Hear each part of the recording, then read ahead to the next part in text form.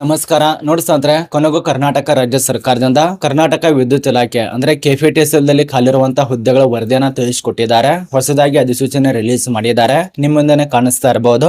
ಈಗ ಪ್ರಸ್ತುತ ಕರ್ನಾಟಕ ವಿದ್ಯುತ್ ಇಲಾಖೆಯಲ್ಲಿ ಯಾವ ಒಂದು ಸಂಸ್ಥೆಯಲ್ಲಿ ಎಷ್ಟೆಷ್ಟು ಪೋಸ್ಟ್ ಖಾಲಿ ಇದಾವೆ ಅದಕ್ಕೆ ಸಂಬಂಧಪಟ್ಟಂತೆ ಅಧಿಸೂಚನೆ ಆಗಿರತ್ತೆ. ಇದಕ್ಕೆ ಅರ್ಜಿ ಸಲ್ಲಿಸುವಂತ ಪ್ರಾರಂಭ ದಿನಾಂಕ ಯಾವುದು, ಕೊನೆಯ ದಿನಾಂಕ ಯಾವುದು, ಯಾವ ಪೋಸ್ಟ್ಗಳ ನೇಮಕಾತಿ, ಅದ ನಂತರ ಇದಕ್ಕೆ ಸಂಬಂಧಪಟ್ಟಂತ ರೂಲ್ಸ್ ರೆಗ್ಯುಲೇಷನ್ ಏನೆಲ್ಲ ಕೊಟ್ಟಿದ್ದಾರೆ, ಮತ್ತೆ ಯಾವ ಒಂದು ಜಿಲ್ಲೆಯಲ್ಲಿ ಎಷ್ಟೆಷ್ಟು ಪೋಸ್ಟ್ ಖಾಲಿ ಇದಾವೆ ಪ್ರತಿಯೊಂದು ಮಾಹಿತಿ ಇರತ್ತೆ. ವಿಡಿಯೋ ಕೊನೆತನಕ ನೋಡಿ.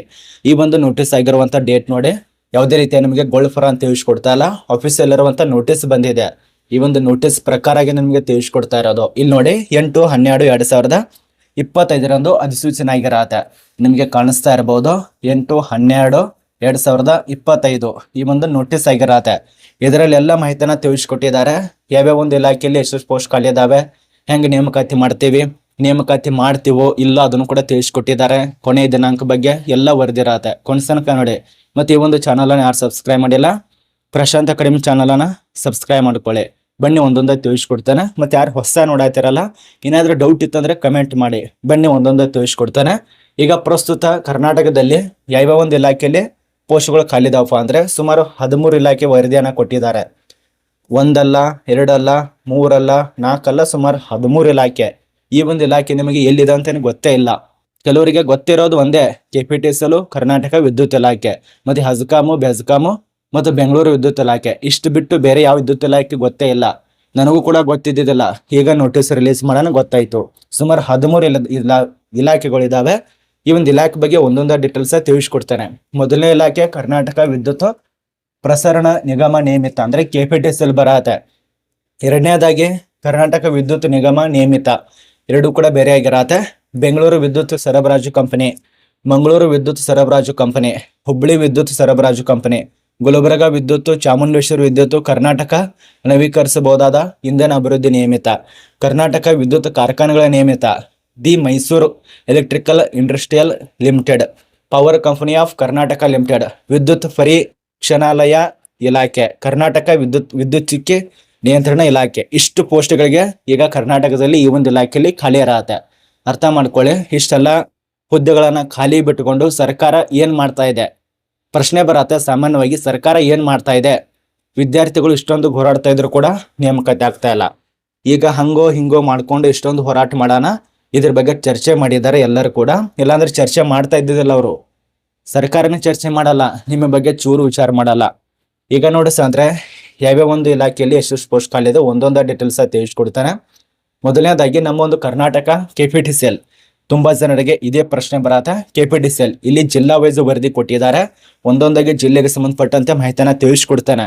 13 ಇಲಾಖೆ ಇದಾವಲ್ಲ, ಎಲ್ಲ ಮಾಹಿತಿ ಇರತ್ತೆ. ಕೊನೆತನಕ ನೋಡಿ. ಎಲ್ಲ ಇಲಾಖೆ ಆದ ತಕ್ಷಣ ಇದಕ್ಕೆ ಸಂಬಂಧಪಟ್ಟಂತ ರೂಲ್ಸ್ ರೆಗ್ಯುಲೇಷನ್ ಎಲ್ಲ ತಿಳಿಸ್ಕೊಡೋದಕ್ಕೆ ಪ್ರಯತ್ನ ಇರತ್ತೆ. ನೋಡಿ ಜಿಲ್ಲೆಗಳ ಕೊಟ್ಟಿದ್ದಾರೆ. ಇದು ಕೆಪಿಟಿಸಿಎಲ್ ಆಗಿರತ್ತೆ. ಮೊದಲನೇ ಇಲಾಖೆ ಕೆಪಿಟಿಸಿಎಲ್. ಇಲ್ಲಿ ಜಿಲ್ಲೆಗಳ ವರದಿ, ಯಾವ್ಯಾವ ಒಂದು ಜಿಲ್ಲೆಯಲ್ಲಿ ಎಷ್ಟೆಷ್ಟು ಪೋಸ್ಟ್ ಖಾಲಿ ಇದಾವೆ ಅಂತ ಹೇಳಿ ಅದನ್ನ ಕೊಟ್ಟಿದ್ದಾರೆ.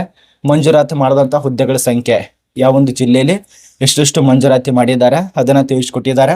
ಈಗ ಪ್ರಸ್ತುತದಲ್ಲಿ ಸೆಲೆಕ್ಟ್ ಆಗಿರುವಂತ ಹುದ್ದೆಗಳಿಗೆ ಸರ್ಕಾರ ಕೆಲಸದಲ್ಲಿ ಇದ್ದಂತ ತೊಡಗಿರುವಂತ ಹುದ್ದೆಗಳ ಸಂಖ್ಯೆ, ಕಾರ್ಯನಿರ್ವಹಿಸುತ್ತಿರುವ ಹುದ್ದೆ ಈಗ ಪ್ರಸ್ತುತ ಕರ್ನಾಟಕದಲ್ಲಿ ಖಾಲಿ ಇರುವಂತ ವಿದ್ಯುತ್ ಇಲಾಖೆಯಲ್ಲಿ ಸಂಖ್ಯೆ ಆಗಿರತ್ತೆ. ಈಗ ಕರ್ನಾಟಕ ಈಗ ಪ್ರಸ್ತುತ ಈಗ ರಿಲೀಸ್ ಮಾಡಿದ್ರೆ ಇದೇ ನೋಟಿಸ್ ಆಗಬೇಕು, ಇಷ್ಟೇ ಪೋಸ್ಟ್ ಇದು, ಅದನ್ನ ಕೊಟ್ಟಿದ್ದಾರೆ. ಬನ್ನಿ ಈಗ ಕರ್ನಾಟಕ ಕೆಪಿಟಿಸಿಎಲ್ ಈಗ ಪ್ರಸ್ತುತ ಎಷ್ಟು ಖಾಲಿ ಇದಪ್ಪ ಅಂದ್ರೆ ಸುಮಾರು 6,614 ಪೋಸ್ಟು. ಕೆಪಿಟಿಸಿಎಲ್ ಎಷ್ಟು ಪೋಸ್ಟ್ ಖಾಲಿ ಇದಾವೆ? 6,614 ಪೋಸ್ಟು ಕರ್ನಾಟಕ ಕೆಪಿಟಿಸಿಎಲ್ ಇಲಾಖೆಯಲ್ಲಿ ಪ್ರಸ್ತುತ ಖಾಲಿ ಇರತ್ತೆ. ಇಷ್ಟೊಂದು ಖಾಲಿ ಬಿಟ್ಟುಕೊಂಡು ಸರ್ಕಾರ ನೇಮಕಾತಿನೇ ಮಾಡ್ತಾ ಇಲ್ಲ. ನಿಮ್ಮ ಅನಿಸಿಕೆಗಳು ಕಮೆಂಟ್ ಮಾಡಿ. ಈ ರೀತಿಯಾಗಿ ಮಾಡುತ್ತಿರೋದು ಸರಿನಾ ತಪ್ಪ ಅಂತ ಹೇಳಿ. ಟೋಟಲ್ ಆಗಿ ಮೊದಲಿಗೆ ಮಂಜೂರಾಗಿತ್ತು 16,000ಕ್ಕಿಂತ ಅಧಿಕ ಪೋಸ್ಟು. ಈಗ ಭರ್ತಿ ಆಗಿರೋದು 9,600. ಈಗ ಪ್ರಸ್ತುತ ಖಾಲಿ ಇರೋದು 6,614 ಪೋಸ್ಟು. ಇದು ಕೆಪಿಟಿಸಿಎಲ್ ದಲ್ಲಿ. ಇನ್ನು ಜಿಲ್ಲಾ ವೈಸ್ ನಿಮಗೆ ತಿಳಿಸ್ಕೊಡ್ಬೇಕಂದ್ರೆ ತುಂಬಾ ಲಾಂಗ್ ಆಗತ್ತೆ. ನೀವೇ ನೋಡ್ಕೊಳ್ಳಿ. ನಾನು ನಿಮಗೆ ಇದಕ್ಕೆ ಸಂಬಂಧಪಟ್ಟಂತೆ ವರದಿ ನೋಟಿಫಿಕೇಶನ್ ಟೆಲಿಗ್ರಾಮ್ ಗ್ರೂಪ್ನಲ್ಲಿ ಕೊಟ್ಟಿದ್ದೇನೆ, ಚೆಕ್ ಮಾಡ್ಕೊಳ್ಳಿ. ಇದು ಒಂದಾಯ್ತು. ಇನ್ನು ಎರಡನೇ ಇಲಾಖೆ ಬೆಂಗಳೂರು ವಿದ್ಯುತ್ ಸರಬರಾಜು ಕಂಪನಿಯಲ್ಲಿ ಈಗ ಅಲ್ಲಿ ಖಾಲಿ ಇರುವಂತಹ ಪ್ರಸ್ತುತ ಒಟ್ಟು ನೋಡಿ ಸ್ನೇಹಿತರೆ, ನನಗೆ ನಾಚಿಕೆ ಆಗ್ತಾ ಇದೆ. ಇದು ಅಕ್ಟೋಬರ್ ಬೇರೆ ಕೊಟ್ಟಿದ್ದಾರೆ. ಅಂತ್ಯಕ್ಕೆ ನೇಮಕಾತಿ ಮಾಡ್ಕೋತ ಅಂತ ಹೇಳಿದ್ರು. ಇನ್ನೂ ಒಂದು ನೋಟಿಸ್ ಇಲ್ಲ. ಇಲ್ಲಿ ಜಿಲ್ಲಾ ವೈಸ್ ಕೊಟ್ಟಿದ್ದಾರೆ. ಬೆಂಗಳೂರಿನಲ್ಲಿ ಖಾಲಿ ಇರುವಂತಹ ಪೋಸ್ಟ್ ಇದು. ಮಂಜೂರಾತಿ ಆಗಿರುವುದು 24,000 ಮೇಲ್ಗಡೆ ಚಿಲ್ಲರೆ ಇದಾವೆ. ಈಗ ಪ್ರಸ್ತುತ ಭರ್ತಿ ಆಗಿರೋದು 13,000. ಈಗ ಬೆಂಗಳೂರು ವಿದ್ಯುತ್ ಇಲಾಖೆಯಲ್ಲಿ ಎಷ್ಟಿದಾವಪ್ಪ ಅಂದ್ರೆ 10,765 ಪೋಸ್ಟ್ಗಳು ಈಗ ಪ್ರಸ್ತುತ ಖಾಲಿ ಇರತ್ತೆ. KPTLCಗಿಂತ ಅಧಿಕ ಪೋಸ್ಟ್ ಬೆಂಗಳೂರಿನಲ್ಲಿ ಜಾಸ್ತಿ ಇದಾವೆ ವಿದ್ಯುತ್ ಇಲಾಖೆಯಲ್ಲಿ. ಅದ್ರ ಬಗ್ಗೆ ನೋಡ್ಕೊಳ್ಳಿ. ನಾನು ನಿಮ್ಗೆ ಯಾವುದೇ ರೀತಿಯ ಗೊಳ್ಳಂತ ತಿಳಿಸ್ಕೊಡ್ತಾ ಇಲ್ಲ. 8/12/2025 ನೋಟಿಸ್ ಅರ್ಜಿ ತಿಳಿಸ್ಕೊಡ್ತಾ ಇರೋದು. ಕೆಲವು ಜನ ಅರ್ಧ ಗಿರ್ದ ನೋಡ್ತಾರ, ಏನ್ ಹೇಳ್ತಾ ಇದೆ ಅಂತ ಗೊತ್ತೇ ಆಗಲ್ಲ ಅಂತ ಕಮೆಂಟ್ ಮಾಡ್ತಾರ. ವಿಡಿಯೋ ಕೊನೆತನಕ ನೋಡಿದ್ರೆ ಸಂಪೂರ್ಣ ಮಾಹಿತಿ ಅರ್ಥ ಆಗತ್ತೆ. ಮೊನ್ನೆ ನಾನೊಂದು ವಿಡಿಯೋ ಮಾಡಿ ತಿಳಿಸ್ಕೊಟ್ಟಿದ್ದೆ. ಸುಮಾರು ಕರ್ನಾಟಕ RTO ಮತ್ತು ಕರ್ನಾಟಕ ಸಾರಿಗೆ ಇಲಾಖೆಯಲ್ಲಿ ಇಷ್ಟು ಪೋಸ್ಟ್ ಇದು ಒಂದು ನೇಮಕಾತಿ ರಿಲೀಸ್ ಮಾಡಿದ್ದಾರೆ, ನೇಮಕಾತಿಯನ್ನು ರದ್ದು ಮಾಡಿದ್ದಾರೆ ಅಂತ ಹೇಳಿದ್ದೆ. ಇದಕ್ಕೆ ಸಂಬಂಧಪಟ್ಟಂತೆ ಇನ್ನೊಂದು ಅಧಿಸೂಚನೆ ರಿಲೀಸ್ ಮಾಡ್ತಾರೆ, ಅದು ಕೂಡ ತಿಳಿಸ್ಕೊಟ್ಟಿದೆ. ಕೆಲವು ಜನ ಮಬ್ ಇರ್ತಾವಲ್ಲ, ಅರ್ಧ ಗಿರ್ದ ವಿಡಿಯೋ ನೋಡೋದು, ಕೆಟ್ಟ ಕಮೆಂಟ್ ಮಾಡೋದು, ಹಂಗ ಮಾಡ್ತಾ ಇದ್ದಾರ. ಯಾವ್ದಾದ್ರು ಕೆಲಸ ಮಾಡ್ಬೇಕಂದ್ರೂ ಕೂಡ ಪೂರ್ತಿ ಕೆಲಸ ಮಾಡಿ. ಅರ್ಧ ಕೆಲಸ ಮಾಡಿದ್ರೆ ಎಲ್ಲಿ ಕೂಡ ಸಂಬಳ ಕೊಡಲ್ಲ. ನೀವು ಜಾಬ್ಗೋಸ್ಕರ ವೇಟ್ ಮಾಡ್ತಾ ಇದಾರೆ ಅಂದ್ರೆ ಸರಿಯಾಗಿ ಓದಿ.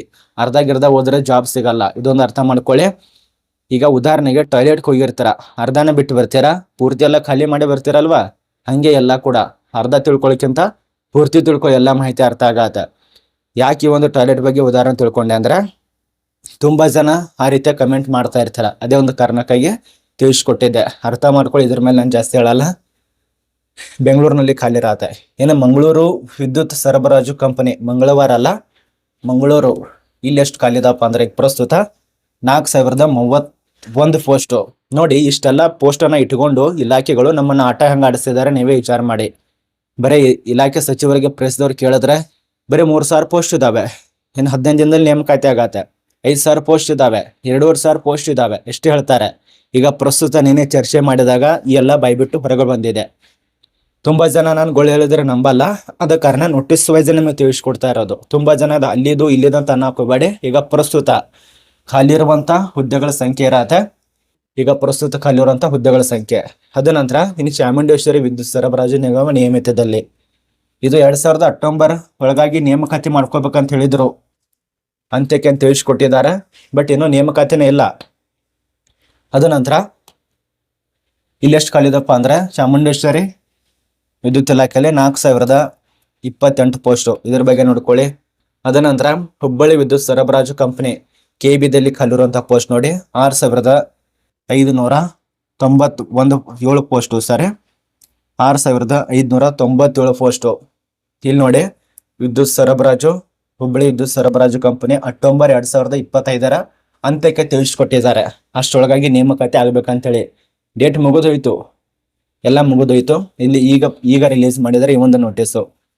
ನಿಮ್ಗೆ ಕೂಡ ಗೊತ್ತಾಗ್ಬೇಕು ಎಲ್ಲೆಲ್ಲಿ ಎಷ್ಟು ಖಾಲಿ ಇದಾವಂತ ಚೆಕ್ ಮಾಡ್ಕೊಳ್ಳಿ. ಇನ್ನು ಎರಡನೇ ಇದು ನೋಡಿ, ಗುಲ್ಬರ್ಗ ವಿದ್ಯುತ್ ಸರಬರಾಜು ಕಂಪನಿ 2,822 ಪೋಸ್ಟು. ಖಾಲಿ ಇರುವ ಹುದ್ದೆಗಳ ಸಂಖ್ಯೆ.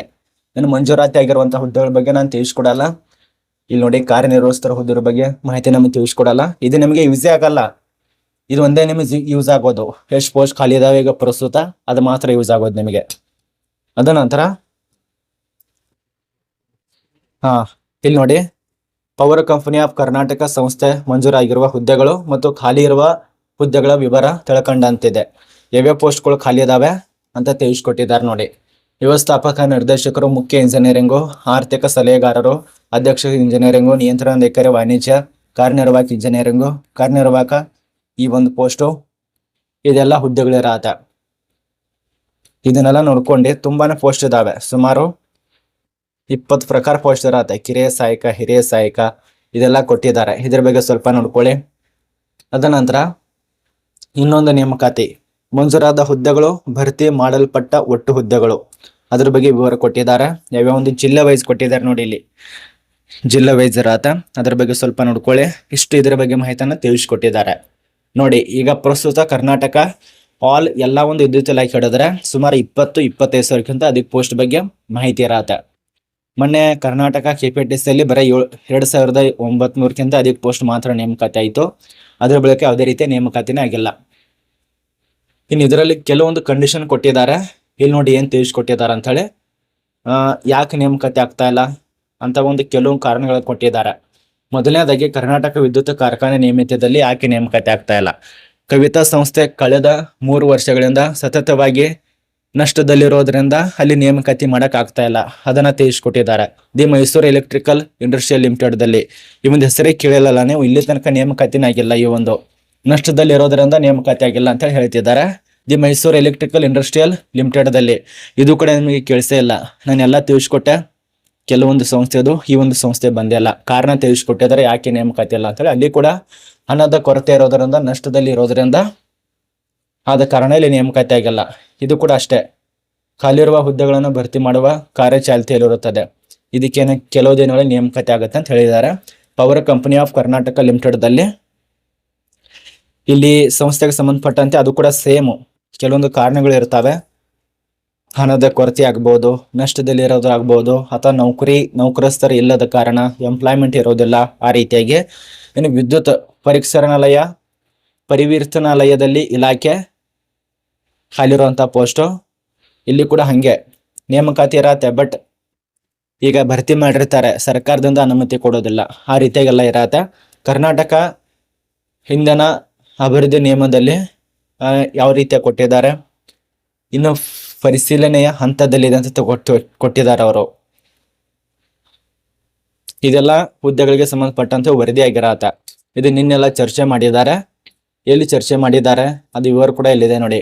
ಕರ್ನಾಟಕ ವಿಧಾನ ಪರಿಷತ್ತಲ್ಲಿ ಇದೆಲ್ಲ ಚರ್ಚೆ ಮಾಡಿದ್ದಾರೆ. ಚುಕ್ಕೆ ಗುರುತಿಲ್ಲದ ಪ್ರಶ್ನೆ ಸಂಖ್ಯೆ 145. ಅದ ನಂತರ ಸದಸ್ಯರ ಹೆಸರು ಶ್ರೀ ಎಚ್ ಗೋವಿಂದನಾಥ್, ಸ್ಥಳೀಯ ಸಂಸ್ಥೆಗಳ ಕ್ಷೇತ್ರ. ಉತ್ತರಿಸಬೇಕಾದ ದಿನಾಂಕ 8/12/2025 ಉತ್ತರಿಸಿದ್ದಾರೆ. ಉತ್ತರಿಸಿರುವ ಸದಸ್ಯರು ಮಾನ್ಯ ಇಂಧನ ಸಚಿವರು, ಅವರೆಲ್ಲ ಮಾಹಿತಿಯನ್ನು ತಿಳಿಸಿಕೊಟ್ಟಿದ್ದಾರೆ, ವರದಿಗಳ ಮೂಲಕ ತಿಳಿಸಿಕೊಟ್ಟಿದ್ದಾರೆ. ಆ ಒಂದು ವರದಿ ನಿಮ್ಮ ಮುಂದೆ ಸಂಪೂರ್ಣ ತಿಳಿಸಿಕೊಟ್ಟಿದ್ದೇನೆ ನೋಡಿ. ಈಗ ಪ್ರಸ್ತುತ ಕರ್ನಾಟಕ ಯಾವ ಒಂದು ಇಲಾಖೆಯಲ್ಲಿ ಎಷ್ಟು ಪೋಸ್ಟ್ ಖಾಲಿ ಇದಾವೆ ಅದನ್ನ ನಾನು ವರದಿ ಮೂಲಕವಾಗಿ ನಿಮಗೆ ತಿಳಿಸಿಕೊಟ್ಟಿದ್ದೇನೆ. ಎಲ್ಲ ನೇಮಕಾತಿ ಆಗಬೇಕು. ಇದರಲ್ಲಿ ತಿಳಿಸಿಕೊಟ್ಟಿರುವಂತ ಮಾಹಿತಿ ಅಕ್ಟೋಬರ್ ಅಂತ್ಯದೊಳಗೆ ನೇಮಕಾತಿ ಆಗ್ಬೇಕಂತ ಹೇಳಿದ್ದಾರೆ. ಬಟ್ ಇನ್ನು ನೇಮಕಾತಿನೇ ಇಲ್ಲ. ಅಕ್ಟೋಬರ್, ನವೆಂಬರ್ ಆಯಿತು, ಡಿಸೆಂಬರ್ ಏನು ಮುಗ್ತಾ ಬಂತು, ಮುಗೀತು. ಇನ್ನೇ ನೇಮಕಾತಿ ಆಗತ್ತೆ, ಮುಂದಿನ ವರ್ಷ ನೇಮಕಾತಿ ಆಗ್ಬೋದು ನೋಡಿ. ನಿಮ್ಮ ಮನಸ್ಸಿಗೆ ಕಮೆಂಟ್ ಮಾಡಿ. ಇಷ್ಟೆಲ್ಲ ಖಾಲಿ ಇರುವಂಥ ಪೋಸ್ಟನ್ನು ಇಟ್ಟುಕೊಂಡು ಸರ್ಕಾರ ಹೆಂಗೆ ಆಟ ಆಡ್ತಿದೆ ಅಂತ ನೀವೇ ನೋಡಿ. ಸುಮಾರು 5ರಿಂದ 6 ವರ್ಷ ಆಯಿತು BJP ಪಕ್ಷ ಹಂಗೆ ಆಯಿತು, ಕಾಂಗ್ರೆಸ್ ಸರ್ಕಾರ ಇದ್ದಾಗ ಹಿಂಗಾಯಿತು. ನಾನು ಯಾವುದೇ ಪಕ್ಷಕ್ಕೆ ಟೀಕೆಗಳನ್ನು ಮಾಡ್ತಾ ಇಲ್ಲ. ಯಾಕಂದರೆ ಪಕ್ಷಗಳಿಗೆ ಟೀಕೆ ಮಾಡಿದ್ರೆ ಮುಗ್ದ ಹೋಯ್ತು. ಅವ್ರದ್ದವ್ರು ಅವ್ರು ಬೈತಾರೆ, ಅವ್ರು ಬೈತಾರೆ. ಯಾರ ಪರವಾಗಿ ಮಾತಾಡಿದ್ರೆ ವಿದ್ಯಾರ್ಥಿ ಪರವಾಗಿ ಮಾತಾಡಿದ್ರೆ ನೀವು ಕೂಡ ಕೆಟ್ಟ ಕಮೆಂಟ್ ಮಾಡ್ತೀರ. ಇಲ್ಲಿ ಹೆಂಗಿದೆ ಅಂದ್ರೆ ಜೀವನದಲ್ಲಿ ಈಗ ಪ್ರಸ್ತುತ ಸತ್ಯಕ್ಕೆ ಬೆಲೆ ಇಲ್ಲ. ಸತ್ಯದ ಏನಾದರೂ ಮಾತಾಡಿದ್ರೆ ಮುಗ್ದ ಹೋಯ್ತು. ನಿಮ್ಮ ಮೇಲೆ ಏನಾದರೂ ಹೆಂಗಾದ್ರೂ ಮಾಡಿ ಕೆಟ್ಟ ಕಮೆಂಟ್ ಹಾಕೋದು, ಅಥವಾ ಹೆಂಗಾದ್ರೂ ಮಾಡಿ ನಿಮ್ಮನ್ನು ಬೈಯೋದು, ತೆಳಗ ಮಟ್ಟಕ್ಕೆ ಇಳಿಸೋದು, 4 ಜನರ ನಾಯಿಗಳನ್ನ ಬಿಟ್ಟು ನಿಮ್ಮ ಮೇಲೆ ಚೂ ಬಿಡೋದು, ಗುಂಡಾಗಿರಿ ಮಾಡೋದು, ಅಥವಾ ಚೂತ್ಯಗಳನ್ನ ಬಿಟ್ಟು ನಿಮ್ಮನ್ನು ಬಡಿಯಾಕ ಹಚ್ಚೋದು ಅಷ್ಟೇ ಅಲ್ಲ, ಕಾನೂನು ಇಲ್ಲಿಗಲ್ಲ ಕೆಲಸ ಮಾಡೋದು ಅಂಥವ್ರು ಜಾಸ್ತಿ ಆಗಿದ್ದಾರೆ. ಆದ ಕಾರಣ ಮಾತಾಡ್ಬೇಕಂದ್ರೆ ಕೂಡ ಸ್ವಲ್ಪ ವಿಚಾರ ಮಾಡಿ ಮಾತಾಡ್ಬೇಕಾಗತ್ತೆ. ಬಾಯಿ ಇದೆ ಅಂತೇಳಿ ನಾಲ್ಗೆ ಕೊಟ್ಟಿದ್ದಾನೆ ದೇವ್ರು ಅಂತೇಳಿ ಹೆಂಗೆ ಬೇಕಾದಂಗೆ ಮಾತಾಡೋಕ್ಕಾಗಲ್ಲ. ಆದ ಕಾರಣ ಈಗ ಇದೆಲ್ಲ ಹೇಳ್ತಾ ಇರ್ತೀನಲ್ಲ, ಮೊದಲಿಗೆ 4-5 ಸಲ ನೋಟಿಫಿಕೇಶನ್ ನೋಡಿರ್ತೇನೆ, ಅದ ನಂತರ ಹೇಳ್ಬೇಕಾಗತ್ತೆ. ಈಗ ನೋಟಿಸ್ ರಿಲೀಸ್ ಮಾಡಿದ್ದಾರೆ, ಈಗ ಇನ್ನೂ ಕರೆದಿಲ್ಲ ನೇಮಕಾತಿ. ಕರೆದಿದ್ದಾರೆ ಅಪ್ಲಿಕೇಶನ್ ಹಾಕಂದ್ರೆ ಹೆಂಗ ಅನ್ಸುತ್ತೆ ನಿಮಗೆ? ಸುಳ್ಳು ಹೇಳ್ದಂಗೆ ಅನ್ಸುತ್ತಲ್ಲ, ಹಂಗೆ ಈಗ ನೇಮಕಾತಿ ಇನ್ನೂ ಅರ್ಜಿ ಪ್ರಾರಂಭ ಆಗಿಲ್ಲ.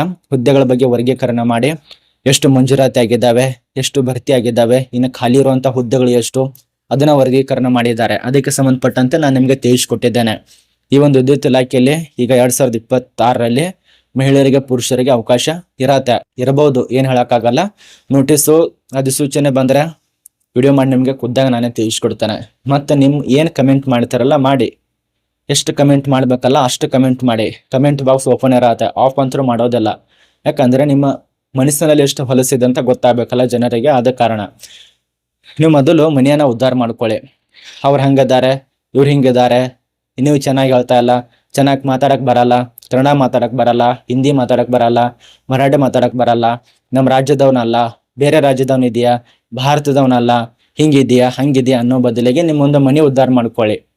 ಅರ್ಥ ಆಗ್ತಿದೆ ಅಂತ ಅನ್ಕೋತೀವಿ. ರಾಜಕಾರಣದವರು ಇದೇನಾದ್ರು ವಿಚಾರ ಮಾಡ್ತಾರ, ನೀನು ಹಿಂಗಿದ್ಯಾ ಹಂಗಿದ್ಯಾ, ಅವ್ರು ಆರಾಮ್ ಇರ್ತಾರೆ. ಅವ್ರಿಗೇನು ಬರೀ ಓಟ್ ಅಷ್ಟೇ ಬೇಕಾಗಿರತ್ತೆ. ಅದನ್ನೆಲ್ಲ ಬಿಟ್ಟು ಏನು ವಿಚಾರ ಮಾಡಲ್ಲ. ನೀನು ಕೆಂಪಿದೆಯಾ, ಕರ್ರಿಗಿದೆಯಾ, ಬಡವಿದೆಯಾ, ಶ್ರೀಮಂತ ಇದೆಯಾ, ಜಾತಿ ಧರ್ಮ ಏನು ವಿಚಾರ ಮಾಡಲ್ಲ. ಅವ್ರಿಗೆ ಬೇಕಾಗಿರೋ ಹೊಟ್ಟಿದ್ದಾಗ ಮಾತ್ರ ನಿಮ್ಮನ್ನ ರಮಿಸ್ತಾರೆ, ಮುಗಿತು. ನೀವೇ ಇದ್ದವ್ರು ಅವ್ರು ಜಗಳ ಮಾಡಿಸೋದು, ಇವ್ರು ಜಗಳ ಮಾಡೋದು, ಈ ರೀತಿ ತಿಳಿಸ್ಕೊಟ್ಟಿದ್ದಾರೆ. ಈಗ ಕಾನೂನು ಕೂಡ ಜಾರಿ ಮಾಡಿದ್ದಾರೆ, ಮಸೂದೆನ ರಚನೆ ಮಾಡಿದ್ದಾರೆ. ನೀವೇನಾದರೂ ಹಂಗ ಹಿಂಗೆ ಕಮೆಂಟ್ನಲ್ಲಿ ಬೈತಾ ಇತ್ತಂದ್ರೆ ಅಥವಾ ಏನಾದರೂ ಅಂತಿತ್ತಂದ್ರೆ ದೇಶವಾಗಿ ಮಾತಾಡ್ತಿತ್ತಂದ್ರೆ ನಿಮಗೆ ಜೈಲ್ ಸೇರ್ಬೇಕಾಗತ್ತೆ. ಅದ್ರ ಬಗ್ಗೆ ನಾನು ಇನ್ನೊಂದು ಚಾನಲ್ ವಿಡಿಯೋ ಮಾಡಿ ತೋರಿಸ್ಕೊಟ್ಟಿದ್ದೇನೆ, ಚೆಕ್ ಮಾಡ್ಕೊಳ್ಳಿ. ಇಷ್ಟೆಲ್ಲ ಮುಖ್ಯ ಪೀಠಕ್ಕೆ ಹಾಕೋದಕ್ಕೆ ಕಾರಣ ಏನಪ್ಪಾ ಅಂದ್ರೆ ಕಮೆಂಟ್ ಮಾಡ್ತಾ ಇದ್ರ. ಆದ ಕಾರಣ ನಿಮ್ ಕಮೆಂಟ್ ನೋಡಿದ್ರೆ ನಮಗೆ ಅಯ್ಯೋ ಅನ್ಸತ್ತೆ, ಮನೆಯಲ್ಲಿ ನಿಮ್ಮನ್ನ ಇದಕ್ಕೆ ಬಿಟ್ಟಿದ್ದಾರಾ ಅಂತ ಅನ್ಸತ್ತೆ. ವಿಡಿಯೋ ಕೊನೆತನಕ ನೋಡಿದ್ರೆ ಮಾತ್ರ ಅರ್ಥ ಆಗಿರತ್ತೆ ಕೆಲವರಿಗೆ, ಕೆಲವ್ರ ಜನಕ್ಕೆ ಅರ್ಥನೇ ಆಗಲ್ಲ. ನೋಡಿ ಇಷ್ಟು ಹೇಳಿದ್ದೇನೆ. ಮತ್ತೊಂದು ಹೇಳ್ಬೇಕು ನಿಮಗೆ, ನಿಮ್ಮ ಮಾಮಗಳು ಶ್ರೀಮಂತಿದ್ದಾನೆ, ನಮ್ಮ ಅಪ್ಪ ನಿಮ್ಮ ಮಾಮಗಳು ಚರ್ಮನ್ ಇದ್ದಾವೆ ಅಥವಾ ನಿಮ್ಮ ಕಾಕಗಳು ಚರ್ಮನ್ ಇದ್ದಾನೆ, ML ಇದ್ದಾನೆ, MP ಇದ್ದಾನೆ, ಯಾರು ಬರಲ್ಲ. ನಿಮ್ಮ ಕಷ್ಟ ನೀವೇ ನಿವಾರಿಸ್ಬೇಕು. ನಿಮ್ಮ ಮನೆಯಲ್ಲಿ ಕೂಳಿರಲಿಲ್ಲ ಅಂದ್ರೆ ಯಾರು ತಂದು ಹಾಕಲ್ಲ. ಅರ್ಥ ಮಾಡ್ಕೊಳ್ಳಿ. ನಿಮ್ಮೊಂದು ಪ್ರಯತ್ನ ನೀವೇ ಓದಬೇಕು, ನೀವೇ ಜಾಬ್ ತಗೋಬೇಕು. ಈ ಒಂದು ಏನಾದ್ರು ಅರ್ಥ ಮಾಡ್ಕೊಂಡ್ರೆ ಅವ್ರಿಗೆ ಗೊತ್ತೇ ಇರತ್ತ. ನಾನು ಜಾಸ್ತಿ ಹೇಳಲ್ಲ. ನಿಮ್ಮ ಮನಸ್ಸಿಗೆ ಏನಾದ್ರು ಇತ್ತಂದ್ರೆ ಕಮೆಂಟ್ ಮಾಡಿ. ಇದಕ್ಕೂ ಕೂಡ ಕೆಲವು ಜನ ಕಮೆಂಟ್ ಮಾಡುವಂತ ಚೂತ್ಯಾಗಳಿರ್ತಾರೆ. ಏನ್ ಹೇಳೋದು, ಮನೆಯಲ್ಲಿ ಅವ್ರನ್ನ ಅದಕ್ಕೆ ಬಿಟ್ಟಿರ್ತಾರೆ. ಓದೋದಿಲ್ಲ, ಬರೆಯೋದಿಲ್ಲ, ಕೆಲಸ ಇಲ್ಲ, ಬಗಸಿಲ್ಲ. ಮುಂಜಾನೆ ಹೇಳೋದು ಬೇರೆದವ್ರಿಗೆ ಏನ್ ಅನ್ಬೇಕು, ಯಾವ ಹೆಣ್ಮಕ್ಳನ್ನ ಚುಡಾಯಿಸ್ಬೇಕು, ಯಾರಿಗೆ ಏನ್ ಬೇಯಬೇಕು, ಅದಕ್ಕೆ ಹತ್ತಿರ್ತಾರ ಅವರು. ಮನೆ ಕೂಳ್ ತಿನ್ನೋದು, ಬೇರೆದವ್ರ ಬಗ್ಗೆ ಮಾತಾಡೋದು, ಇದೇ ವಿಚಾರ. ಅರ್ಥ ಆಗಿದೆ ಅಂತ ಅನ್ಕೋತೀವಿ. ಇದ್ರ ಬಗ್ಗೆ ನಾನು ಜಾಸ್ತಿ ಹೇಳಲ್ಲ. ನನ್ನ ಫಾಲೋವರ್ಸ್ ಏನಿದಾರಲ್ಲ, ಸಬ್ಸ್ಕ್ರೈಬರ್ ಇದ್ದಾರಲ್ಲ, ನಿಮಗೋಸ್ಕರ ನಾನು ಡೈಲಿ ವಿಡಿಯೋ ಮಾಡ್ತಾ ಇರ್ತೇನೆ. ಏನಾದರೂ ಡೌಟ್ ಇದ್ರು ಕಮೆಂಟ್ ಮಾಡಿ.